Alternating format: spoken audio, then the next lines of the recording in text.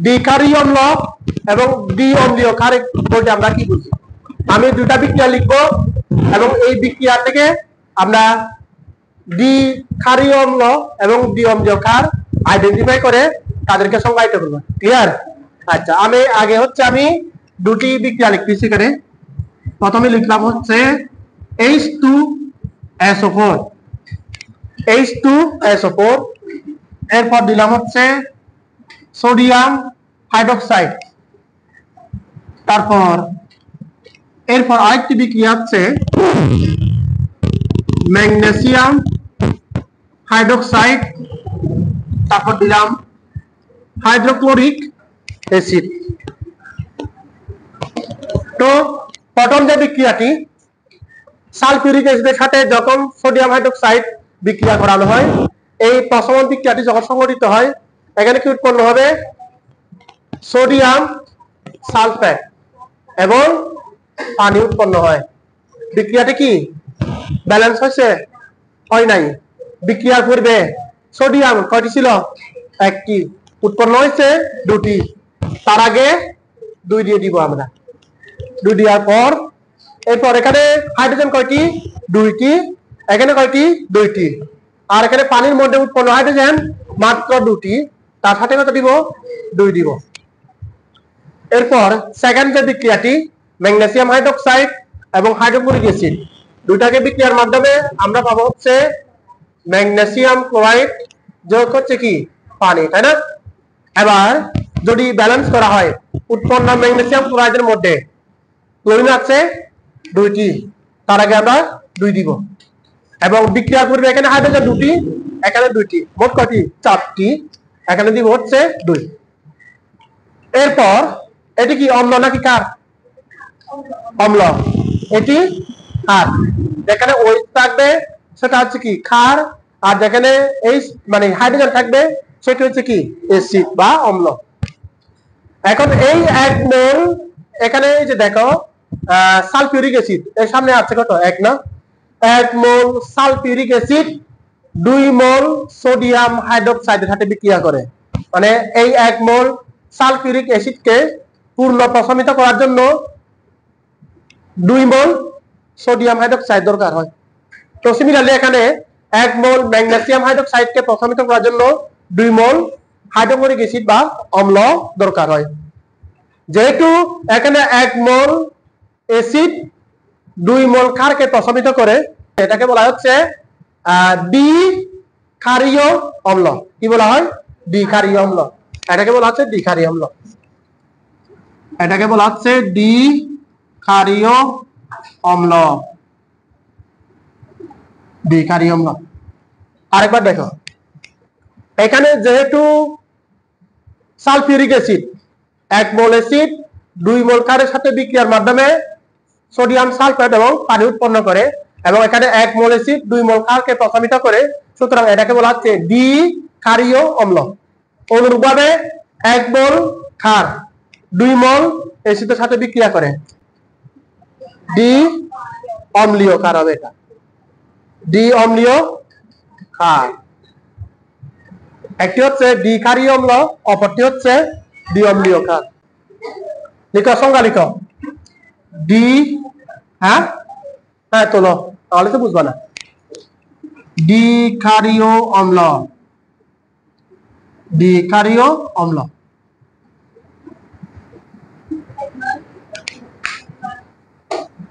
দ্বিক্ষারীয় অম্ল লিখো।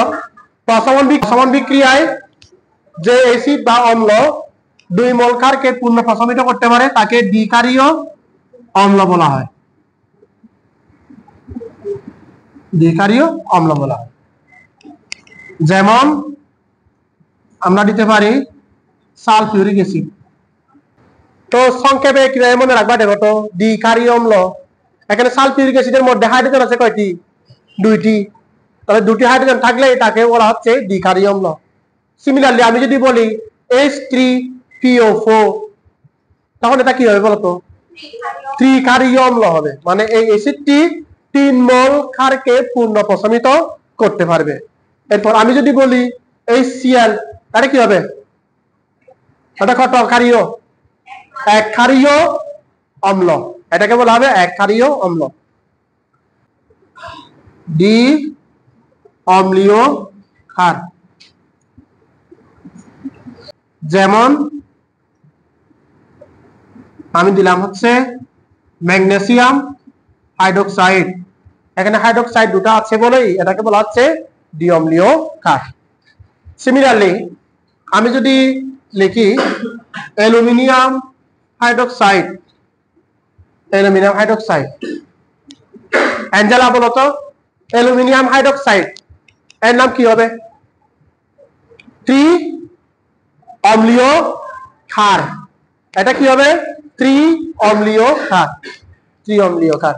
সিমিলারলি আমি যদি বলি পটাশিয়াম হাইড্রোক্সাইড, নরবিজ্ঞানী বলতো এক অম্লীয় ক্ষার, এটা কি হবে? এক অম্লীয় ক্ষার। বুঝতে পারছো? আচ্ছা আচ্ছা দেখো আবার প্রশ্নটি দেখো, এখানে দ্বিক্ষারীয় অম্লটি আছে এই পাত্রের মধ্যে। এই পাত্রের মধ্যে 0.3 m 50 ml দ্বিক্ষারীয় অম্ল। একটি দ্বিক্ষারীয় অম্লের নাম বলো। Sulphuric acid. তাহলে আমরা এটাকে ধরে নিব সালফিউরিক অ্যাসিড। তো এরপর বি পাত্রের মধ্যে 0.2 m 200 ml MOH। এম এর পারমাণবিক ভর হচ্ছে এখানে বর, এখানে ফায়ের ভর না কিন্তু, এখানে কি হচ্ছে পারমাণবিক ভর। পারমাণবিক ভর কত? 39। কার? পটাশিয়াম না? পটাশিয়ামের পারমাণবিক ভর হচ্ছে 39। তাহলে এখানে MOH যে কটা, পটাশিয়াম হাইড্রোক্সাইড হচ্ছে কি একই কটা। তাহলে আমরা এখানে লিখতে পারি MOH কে আমরা কি লিখতে পারি? পটাশিয়াম হাইড্রোক্সাইড লিখতে পারি। আর যেহেতু এটা হচ্ছে দ্বিক্ষারীয় অম্ল, সুতরাং এটা কি হতে পারে? H2SO4। ঠিক আছে, এটি কি দ্বিক্ষারীয় অম্ল। যেহেতু দ্বিক্ষারীয় অম্ল, সুতরাং এটা কি হবে? Sulphuric acid. আর এখানে যেহেতু M এর পারমাণবিক ভর 39, সুতরাং এটা হবে পটাশিয়াম। আর MOH এই যৌগটি হবে পটাশিয়াম হাইড্রোক্সাইড। এখন প্রশ্ন হচ্ছে M একটি সাংকেতিক চিহ্ন আর কি, সাংকেতিক, এবং M এর বলা হচ্ছে কি তার পারমাণবিক ভর হচ্ছে 39, মানে পটাশিয়াম হবে এটা, পটাশিয়াম হাইড্রোক্সাইড। পটাশিয়ামকে এখানে M দিয়ে প্রকাশ করা হয়েছে। বুঝতে পারছো? আচ্ছা এই অবস্থায় গ উদ্দীপকের বি পাত্রের দ্রবণ। এখানে বি পাত্রের দ্রবণ তৈরিতে কি পরিমাণ, বি পাত্রের ঘনমাত্রা দেওয়া আছে কত? 0.2। কি পরিমাণ MOH প্রয়োজন বা পটাশিয়াম হাইড্রোক্সাইড প্রয়োজন। আর এ ও বি পাত্রের মিশ্রণের প্রকৃতি pH নির্ণয়ের মাধ্যমে ব্যাখ্যা করতে হবে।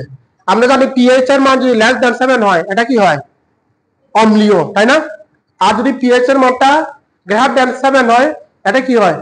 ক্ষারীয়। তাহলে আমরা প্রথমে গ করি, লিখো গ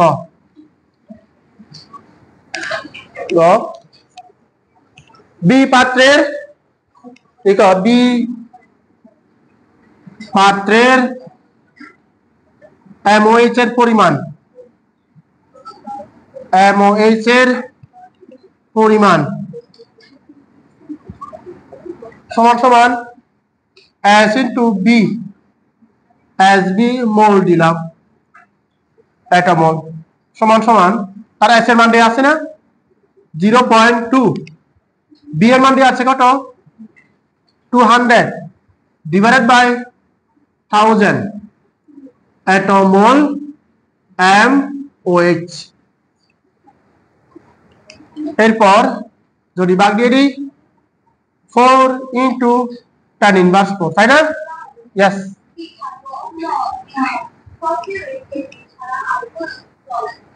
কি নিবা বলো?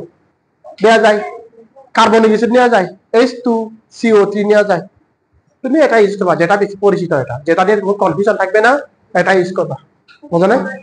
ইউজ করা যায়, একই আসবে। এখানে হচ্ছে কেবল হাইড্রোজেন নিয়ে কাজ হয় আর কি। সুতরাং অন্য মানে ঋণাত্মক আয়নটি যাই থাকুক, হাইড্রোজেন সংখ্যা বেশি থাকলে হয়ে গেল। বুঝো নাই? কারণ অ্যাসিডের ঘনমাত্রা মানে হচ্ছে কি H প্লাস আয়নের ঘনমাত্রা বোঝায়, আর ক্ষারের আয়তন মানে হচ্ছে OH মাইনাস আয়নের ঘনমাত্রা। ঠিক আছে? আচ্ছা এই অবস্থায় হিসাব করা কত হয়? 0 0 0 0 2 4 into tan inverse 2 না ঠিক আছে নাকি অ্যাটমল MOH MOH এটাকে গ্রামে নিয়ে যাও মোল সংখ্যাকে কত দিয়ে গুণ করলে গ্রাম পাওয়া যায় 4 × 10⁻²।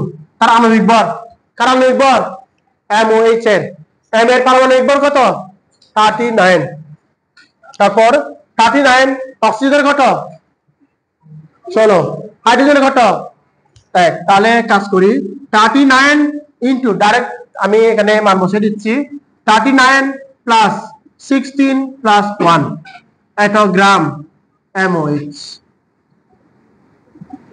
এটা হচ্ছে তার আণবিক ভর কত হয় দেখো গুণ দাও যা হয় তার आंसर 2.24 ইনটু নাকি আর নাই এত গ্রাম MOH তাহলে 2.24 গ্রাম MOH বা পটাশিয়াম হাইড্রোক্সাইড প্রয়োজন এটা হচ্ছে আমাদের आंसर এরপর 2 নম্বর লিখো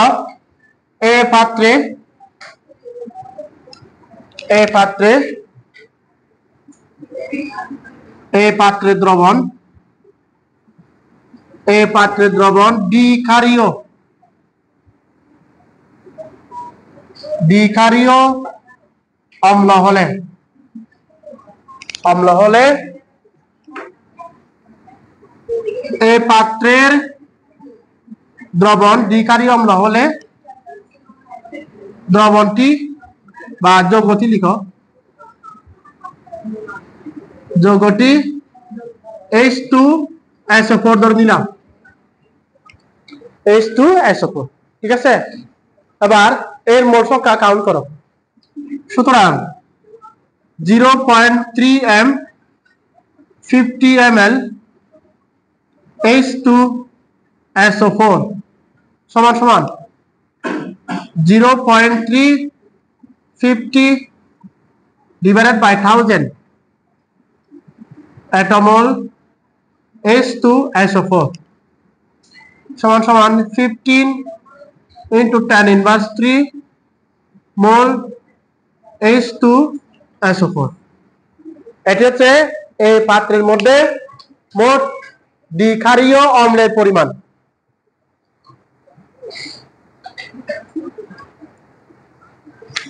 এরপর দেখো বি পাত্রে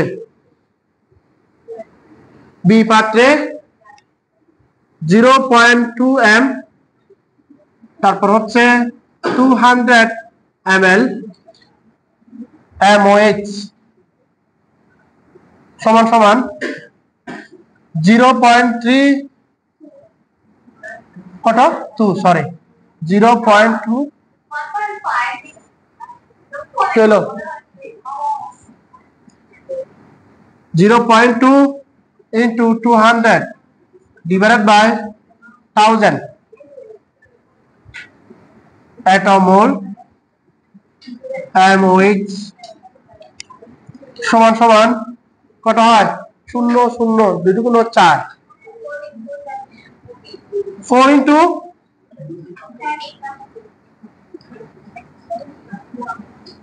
তাহলে 40 দিলাম 40 into 10⁻³ atomol MOH অবলিক আমরা পটাশিয়াম হাইড্রোক্সাইড দিতে পারি পটাশিয়াম হাইড্রোক্সাইড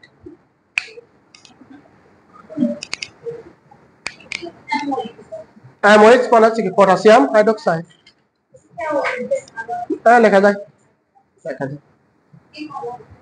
তো এরপরে এখন কি করতে হবে পটাশিয়াম হাইড্রোক্সাইড এবং হচ্ছে কি সালফিউরিক অ্যাসিড যোগ করে তাদের বিক্রিয়াটি সম্পন্ন করতে হবে তাহলে আমি এখানে লিখে রাখতেছি সালফিউরিক অ্যাসিডের পরিমাণ কত 15 গুণ এই যে 15 into 10⁻³ এর মান কত 40 into 10⁻³ atomol এবং এটি হচ্ছে 15 into 10⁻³ মোল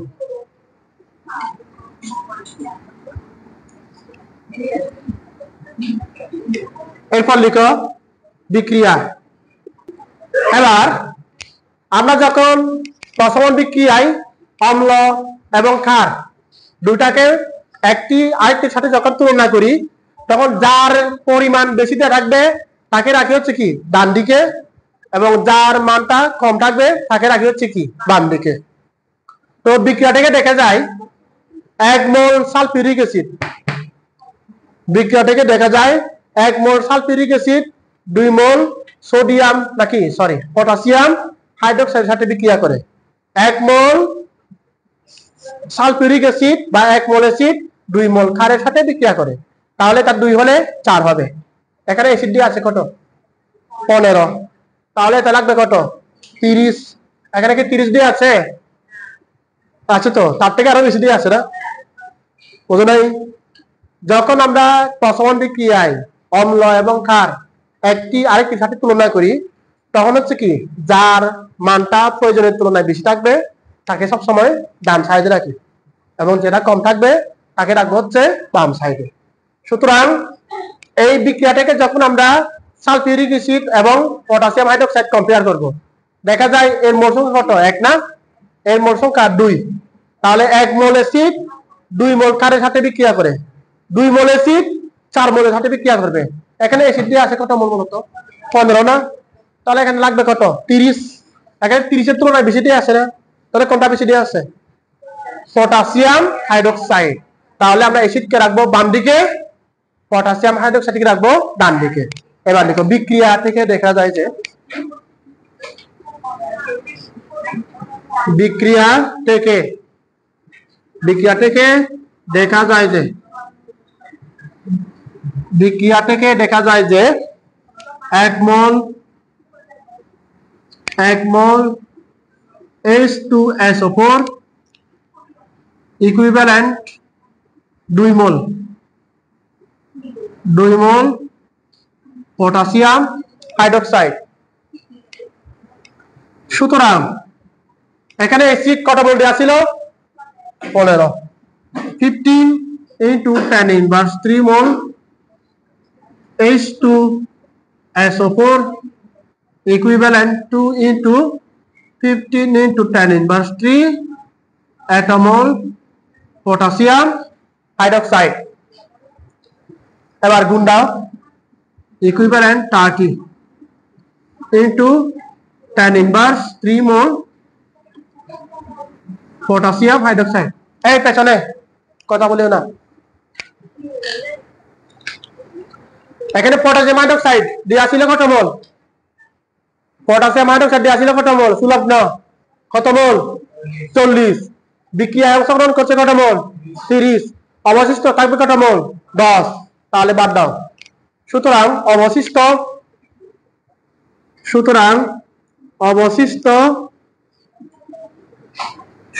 অবশিষ্ট কি হবে পটাশিয়াম হাইড্রোক্সাইড সমান তাহলে 40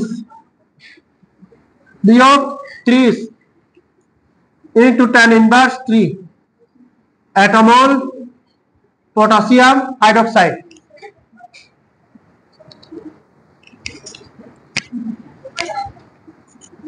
এরপর সমান 10 into 10 inverse 3 মোল potassium hydroxide। yes 1 into কি তাহলে লেখা যায়। আচ্ছা, এই অবস্থায় এখন বলা হচ্ছে যদি শুধু প্রশ্ন করা হয়, এই শোনো গ নম্বরে যদি শুধু প্রশ্ন করা হয় যে এ ও বি পাত্রের মিশ্রণের প্রকৃতি কি রূপ হবে, তখন এই পর্যন্ত আসলে চলবে, বুঝতে পারছো? বা যখন পিএইচ নির্ণয়ের মাধ্যমে ব্যাখ্যা করতে বলা হয় তখন এই পর্যন্ত আসলে হবে না। তার মানে এখানে এই পাত্র এবং বি পাত্রের যে দুটি দ্রবণ অন্য একটি পাত্রে মিশ্রণ করা হয়, ধরলাম এখানে মিশ্রণ করলাম, এই পাত্র যোগ হচ্ছে কি বি পাত্র, এই পাত্রের দ্রবণের আয়তন কত ছিল 50, এর আয়তন কত 200, যোগ করলে 250, তাহলে 250 ml। তাহলে এই 250 ml এর মধ্যে যে অ্যাসিড এবং ক্ষার আমরা যোগ করছিলাম এখান থেকে যে অ্যাসিডটি ছিল সেটা কি সম্পূর্ণ প্রশমিত হয়ে গেছে, আর কোনো অ্যাসিড এখানে অবশিষ্ট নাই। অবশিষ্ট আছে কি পটাশিয়াম হাইড্রোক্সাইড। কত মোল? 10 × 10⁻³ মোল। কত হাইড্রোজেনের মধ্যে? 250 ml এর মধ্যে। তাহলে এই দ্রবণের মধ্যে বা মিশ্রিত দ্রবণের মধ্যে যে পরিমাণ অ্যাসিড বা ক্ষার অবশিষ্ট থাকবে তার ঘনমাত্রা বের করতে হবে। আর ঘনমাত্রা সমান আমরা জানি S সমান কত হয়? N/B। N হচ্ছে কি অবশিষ্ট মোল সংখ্যা, মানে এখানে যে পরিমাণ মোল অবশিষ্ট রাখবে মোল সংখ্যা ডিভাইডেড বাই মিশ্রণের মোট আয়তন। বাট বিটাকে সবসময় কিসে হিসাব করতে হয়? লিটার হিসাব করতে হয়। এখানে দেয়া আছে কিসে? মিলিলিটার। এবার লিখো সুতরাং মিশ্রণে অবশিষ্ট পটাশিয়াম হাইড্রোক্সাইডের ঘনমাত্রা, অবশিষ্ট পটাশিয়াম হাইড্রোক্সাইডের ঘনমাত্রা আমরা S দিলাম, কত হচ্ছে N/B দিলাম। N মান দেয়া আছে কত? 10 × 10⁻²। B এর মান কত? 250 না? 250 কে 1000 দিয়ে ভাগ দাও, 0.05 হবে। এত M, সরি এটা কি হবে না, কত হয় বলো? 0.04। ঠিক আছে, এত M। আর মনে রাখবা ক্ষারের ঘনমাত্রা মানে হচ্ছে কি OH - আয়নের ঘনমাত্রা, আর অ্যাসিডের ঘনমাত্রা মানে কি H+ আয়নের ঘনমাত্রা। অ্যাসিড মানে হচ্ছে H+, আর ক্ষার মানে হচ্ছে কি OH-। তো লিখো সুতরাং OH- আয়নের ঘনমাত্রা ইকুয়াল টু 0.04 M। 0.04 M। আমাদের কি বের করতে হবে বলো তো? pH। এবার pH সমান কি আমরা জানি? pH সমান মাইনাস লগ H+ আয়নের ঘনমাত্রা। এটা কি H+ পাইছি আমরা? কি পাইছি? OH। তাহলে আমরা কি বের করব? pOH বের করব। pOH বের করার পর তারপর আমরা জানি pH + pOH সমান কত হয়? 14 হয়। তাহলে সেখান থেকে আমরা pH বের করতে পারবো। তো এবার লিখো সুতরাং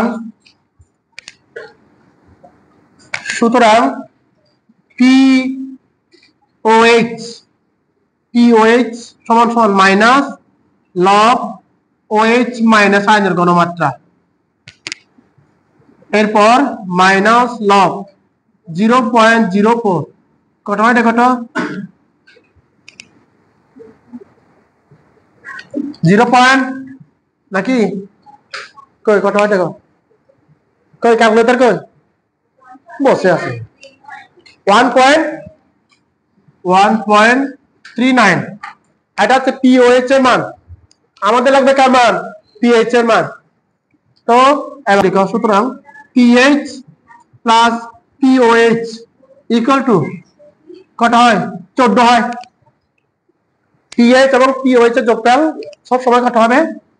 এই যে pH এবং pOH এর যোগফল কত হবে? 14 হবে। দ্যাট মিন্স pH সমান 14 মাইনাস pOH। এরপর pH সমান 14 মাইনাস 1.39 বিয়োগ দাও, কত হয়? 1.6। আর কি 7 থেকে হয়েছে, আর লাগবে না। যেহেতু pH is greater than 7, তাই দ্রবণের প্রকৃতি ক্ষারীয় হবে। কি কোনটা বোঝো নাই?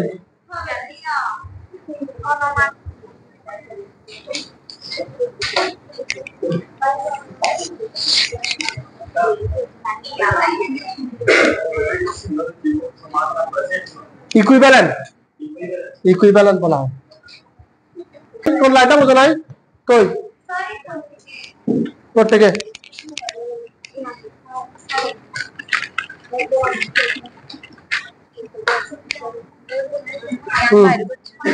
কোনটা বোঝা নাই? এই যে এর আগে পিএইচ এর সংজ্ঞা বলছিলাম না, এই পিএইচ মানে কি? পিএইচ আলাদা, এই শোনো, পিএইচ আলাদা, পিএইচ স্কেল আলাদা। পিএইচ স্কেল, পিএইচ মানে হচ্ছে, এই শোনো, পিএইচ আলাদা আর হচ্ছে কি পিএইচ স্কেল আলাদা। তো সিমিলারলি পিওএইচ আলাদা, পিওএইচ স্কেল আলাদা। পিএইচ মানে হচ্ছে কোন একটি দ্রবণের ঘনমাত্রার H+ আয়নের ঋণাত্মক লগারিদমকে কি বলা হয়? পিএইচ বলা হয়। আমি একটু লিখে দিই এখানে, কোন একটি দ্রবণের ঘনমাত্রার H+ আয়নের ঘনমাত্রার ঋণাত্মক লগারিদমকে কি বলা হয়? পিএইচ বলা হয়। এর আগে লিখে দিয়েছিলাম, pH equal to minus log H+ ion. তো সিমিলারলি পিওএইচ মানে হচ্ছে কোন একটি দ্রবণের OH- আয়নের ঘনমাত্রার ঋণাত্মক লগারিদমকে কি বলা হয়? পিওএইচ বলা হয়। আর কোন একটি মিশ্রণের ক্ষেত্রে আমরা জানি পিএইচ স্কেলটা কত হয়? 0 থেকে কত পর্যন্ত? 14 পর্যন্ত হয়। তাহলে 7 থেকে ছোট হলে কি হবে? অম্লীয়। বড় হলে কি হয়? ক্ষারীয়। আর পিএইচ এবং পিওএইচ যোগ করলে কত হবে? তার মানটা সবসময় 14 হয়। আর যেহেতু এখানে দ্রবণের প্রকৃতি কি ছিল আমাদের? অম্লীয় নাকি ক্ষারীয়? ক্ষারীয় ছিল। ক্ষারীয় হলে OH- আয়নের ঘনমাত্রা, সুতরাং এখান থেকে সরাসরি H+ আয়নের ঘনমাত্রা বের করা যায় না। তাহলে কি করব? প্রথমত OH ঘনমাত্রা দিয়ে POH বের করে নিব, তারপর এই ফর্মুলা ইউজ করে, কই কোনটা, এই যে PH plus POH equal to 14, এই ফর্মুলা ইউজ করে আমরা এখান থেকে PH বের করব। বুঝছো এবার? আর কোনো প্রশ্ন? ইয়েস, কোনটা? একই আর কি বলো, সব সময় ফিক্স। যে কোনো একটি দ্রবণের ক্ষেত্রে এটা ফিক্স, এর থেকে বড় হতে পারবে না, আর 0 থেকে ছোট হতে পারবে না। বুঝতে পারছো?